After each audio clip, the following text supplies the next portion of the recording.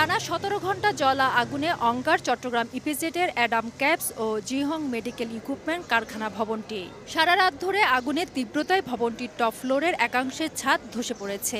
এছাড়া বিভিন্ন তলার শীতাতপ যন্ত্র, দরজা, জানলা এবং দেয়ালও নিচের দিকে ভেঙে ভেঙে পড়ছে।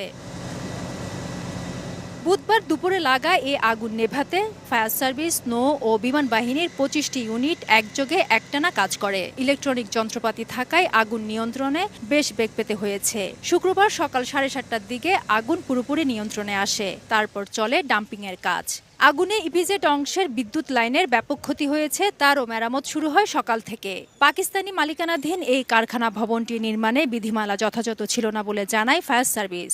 পঞ্চম তলা থেকে অষ্টম তলা পর্যন্ত এটা স্যান্ডউইচ হয়ে ফ্লোরগুলো সব একাকার হয়ে গিয়েছে, যার কারণে এটা আমাদের জন্য একটু কষ্টসাধ্য ছিল।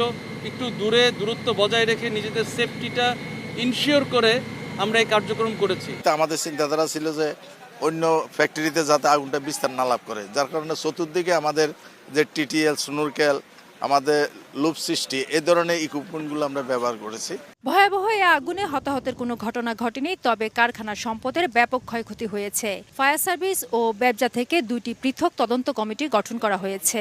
আগামী ৭ দিনের মধ্যে এটার ফায়ারের কারণটা কি সেটা অনুসন্ধান এবং প্রাথমিকভাবে ক্ষয়ক্ষতির পরিমাণ কি সেটা আমরা নির্ধারণ করার জন্য একটা তদন্ত কমিটি গঠনের আমরা ইতিমধ্যে সিদ্ধান্ত নিয়েছি। কারখানার দুটির একটিতে তোয়ালে, ক্যাপ এবং অন্যটিতে তৈরি হতো মেডিকেল সার্জিক্যাল গ্রাউন্ড।